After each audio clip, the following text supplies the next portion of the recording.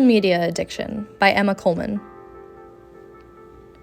Edward Tufte, professor of political science, statistics, and computer science at Yale University, claimed that there are only two industries that call its customers users: illegal drugs and software. In this quote, Tufte connects drug users to social media users. By claiming that the drug industry and the social media industry both have users, he insinuates that the industries are similar. These similarities are found in their commonality of being overused, furthering toxic dopamine cycles, and deteriorating mental health. Technology users, specifically social media users, have shown software developers their interest through different interactions, which they collect data from. This data is then used to update the software to make it even more entertaining, alluring, and addicting. Developers will create specific color palettes, more accessibility to games, and excess notifications to get users even more hooked. Just like a drug, cutting off social media cold turkey leads to withdrawals, where the brain will search it out, trying to receive the same psychological rewards as it has in the past. Teens are more susceptible to social media addictions because of their stage of brain development. Social media greatly affects its users' neural pathways through its addictive design. This is even more amplified in teens due to how their brains process information for patterns like the rewards they receive through social media. The companies who produce this software are methodical. They use data from users to make them chase likes and comments, never feeling like they have enough external validation from virtual interactions. Never feeling secure in their looks or online presence, these users spend even more time online attempting to fix their social media presence. Whole channels and blogs are dedicated to showing users how to live an idealized life while not disclaiming that it is not a realistic or a healthy lifestyle. The cycle that drug users face is similar to this because drugs are a very addicting source of entertainment that become harder and harder to stop using the more frequently users indulge in them. An article by Noah Weiland in the New York Times points out that there are 110,000 annual fatal drug overdoses in the United States, and that compared to non-users or infrequent users of social media users are 2 times as more likely to use marijuana. These statistics highlight just how addicting both drugs and social media can be, especially when paired together, with almost half of U.S. teens reporting that they are online almost constantly.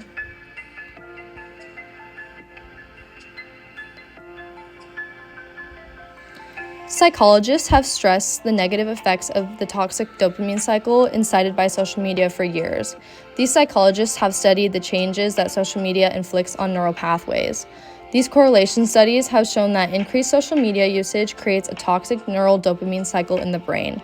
This means that the more likes, comments, and notifications a user receives, the more validation they will then feel, which reinforces the behavior of posting online or virtually interacting with others. The Washington Post created a video detailing why scrolling on social media is so addictive. In it, they describe how dopamine, a hormone in the brain, reacts with both drugs and social media.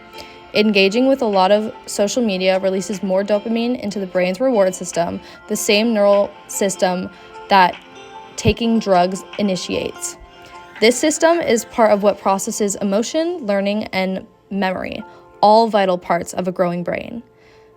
Jamie Smith, in a recent article for the Financial Times, insists that Facebook, Instagram, and TikTok and Snapchat and YouTube have borrowed heavily from the behavioral and neurobiological techniques used by the tobacco and gambling industries to get children addicted to their products.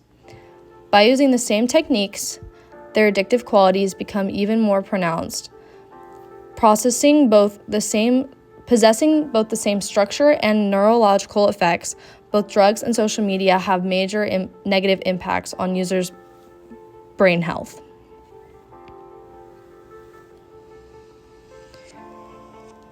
Daily dose is a common phrase when referring to medicines, yet this can be applied to interacting on social networking sites as well. Both have lasting effects after overuse and can drastically change one's quality of life.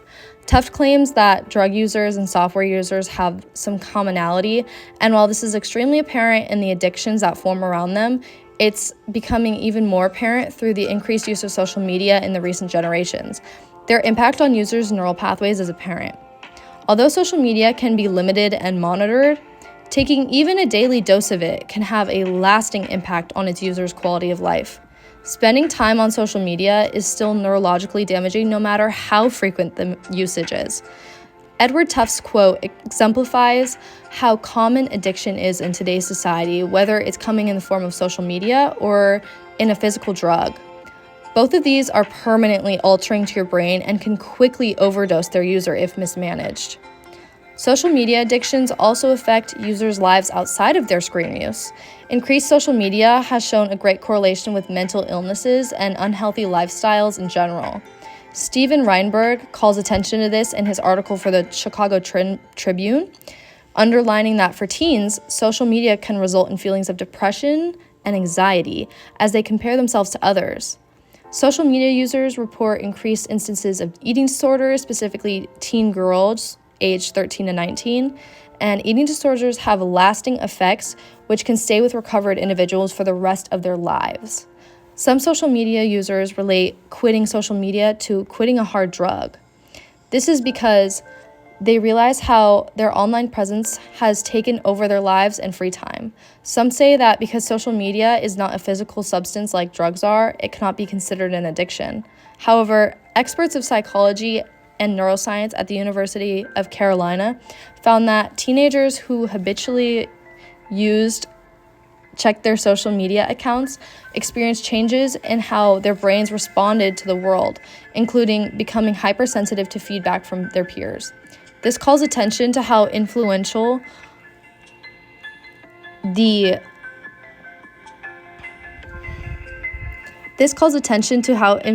social media can be to a person's confidence and sense of self.